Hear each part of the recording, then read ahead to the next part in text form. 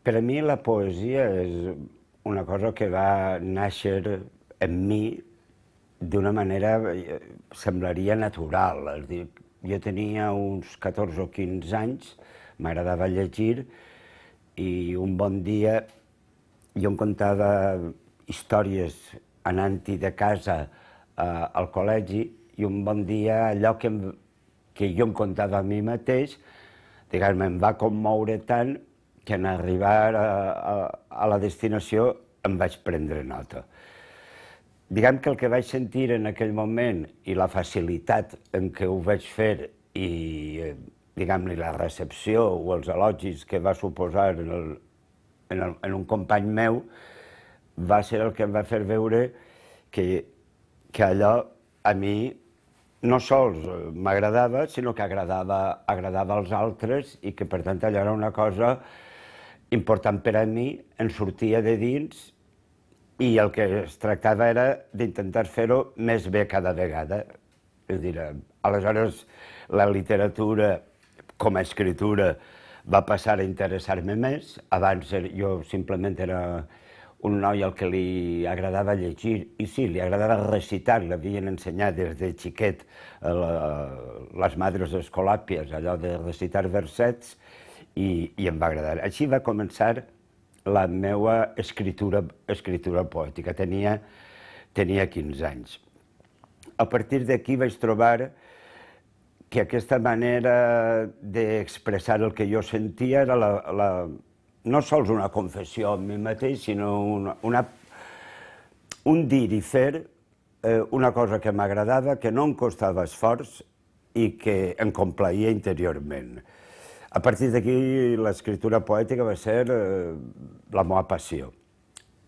Vaig començar a llegir d'una altra manera, no a llegir per el gust sols de llegir, sinó a llegir per aprendre jo a dir millor el que jo volia dir i a començar també a saber fer-me, diguem-ne, una tria dels autors que llegia com a meus predilectes. En aquest moment, per tant, es marcaran, jo crec que les dues coses fonamentals que m'han influït, les lectures i els amics. És a dir, la companyia dels amics, que a determinades edats són els millors crítics que pots tindre, perquè són els que, amb els que comparteixes i analitzes tot el que vols, parla de l'adolescència, i dels llibres. Cal dir que jo els meus primers versos, els meus primers poemes, en feia de dos tipus. Si intentava fer allò que es diu una poesia, la feia en castellà.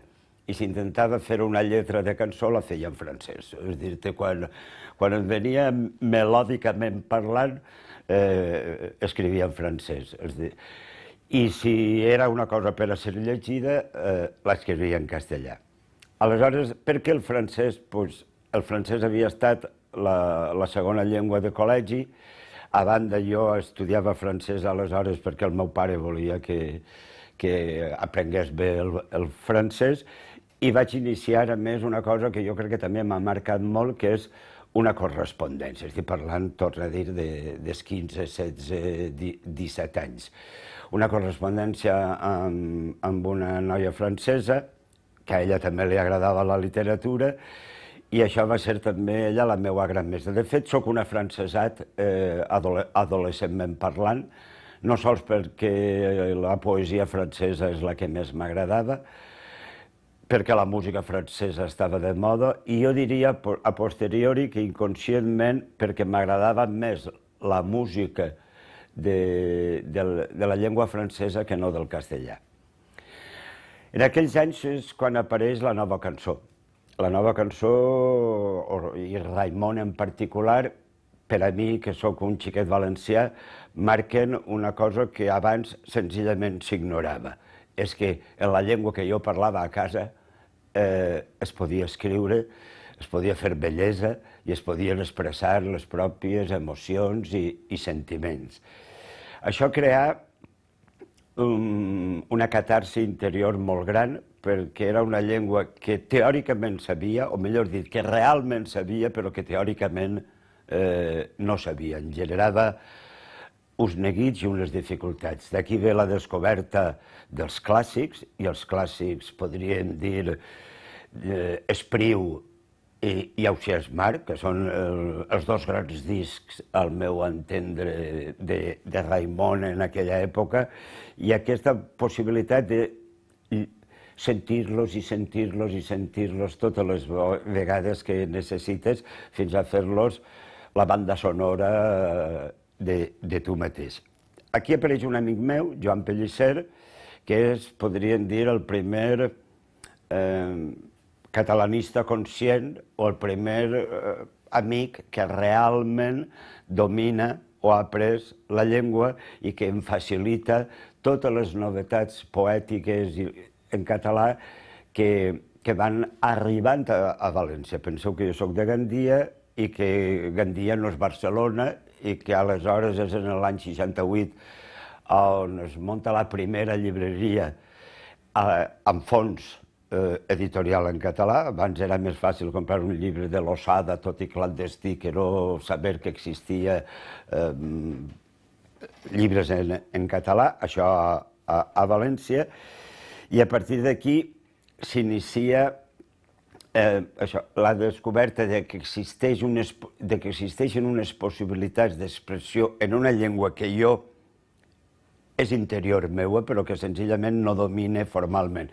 Al fi i al cap això és el més fàcil. Si la llengua la tens ben interioritzada, després fent l'aprenentatge és molt més fàcil que no pas a l'inrevés si n'estàs motivat.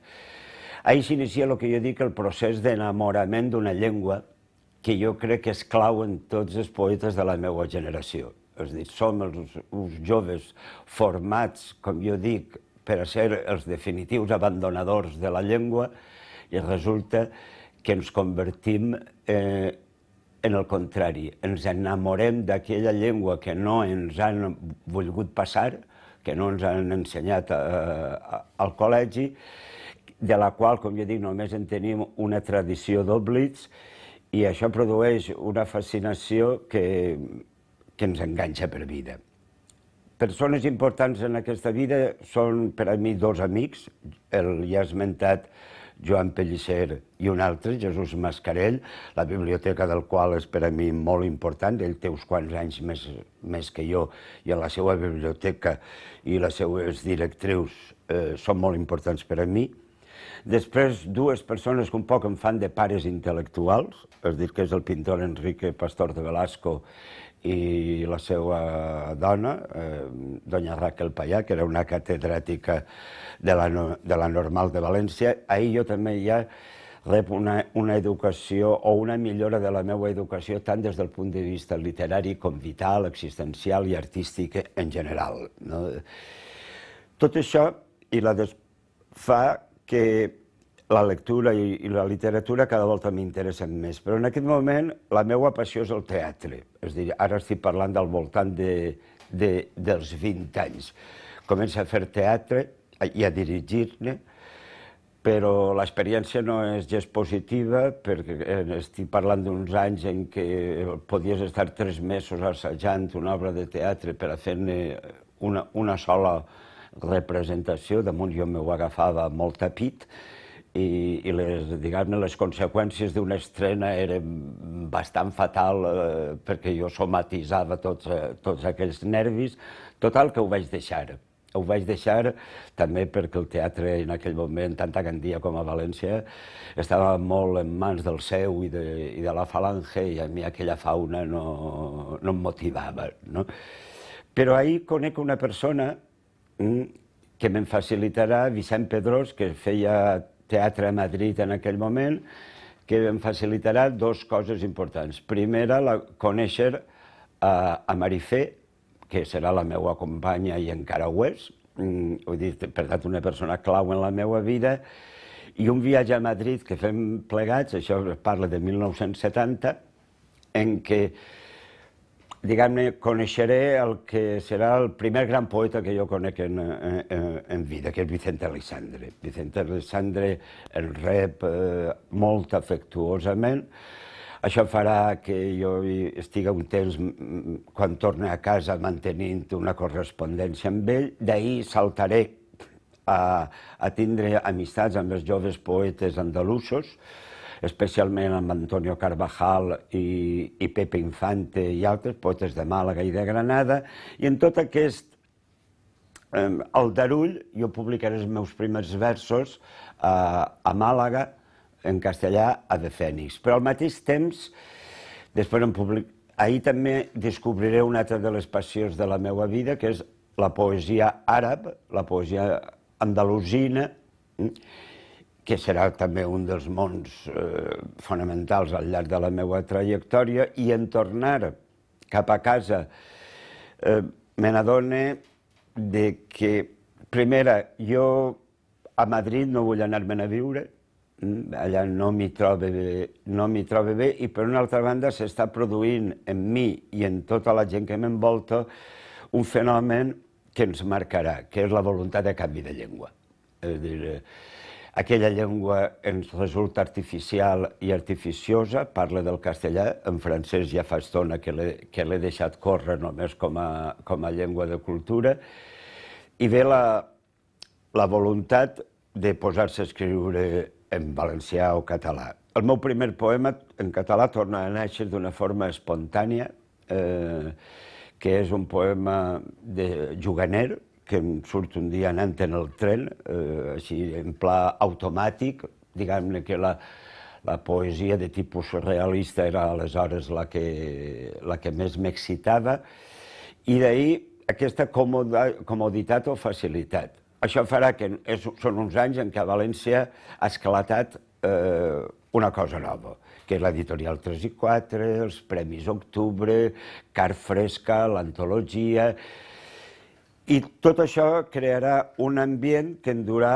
a vincular-me activament amb els meus companys de generació de Barcelona i de les Illes, a publicar en llibres del Mall, a entrar en relació amb tots els joves poetes dels 70, diguem, amb Xavier Bru de Sala, Miquel de Palol, Ramon Pinyol, Maria Mercè Marçal, etc. I ahir comença ja, diguem-ne, la gran navegació per la transició.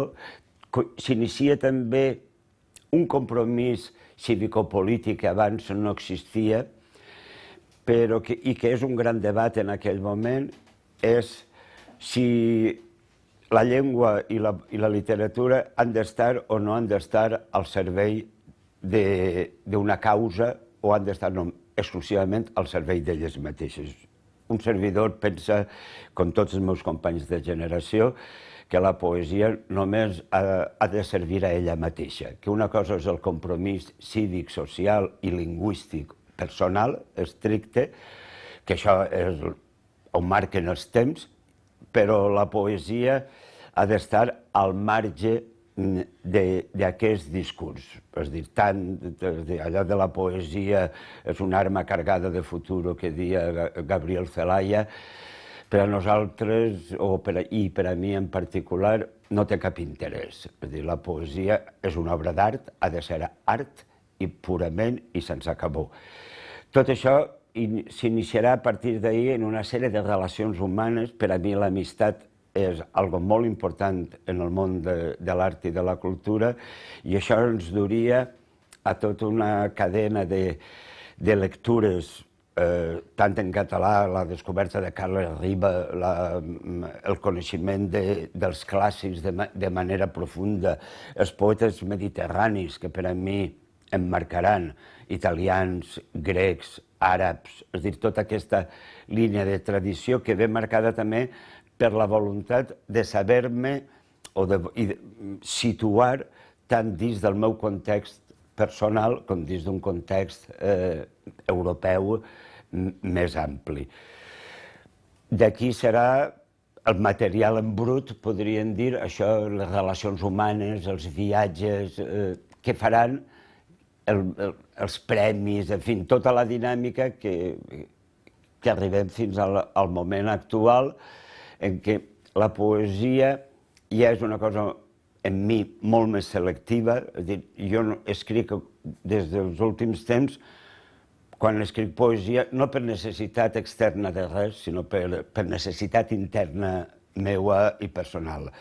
Per què? Pues perquè la poesia considera que no canvia el món, no canvia països, no millora la societat, com a mínim o com a molt acompanya el lector i li obri perspectives i expectatives de vida noves. Jo crec que la raó de la literatura és que ens ensenya a viure. I això és el més important que pot aportar un text literari, dir-nos alguna cosa que ens ajuda i ens millora per a la gran obra de tots, que és aprendre a viure.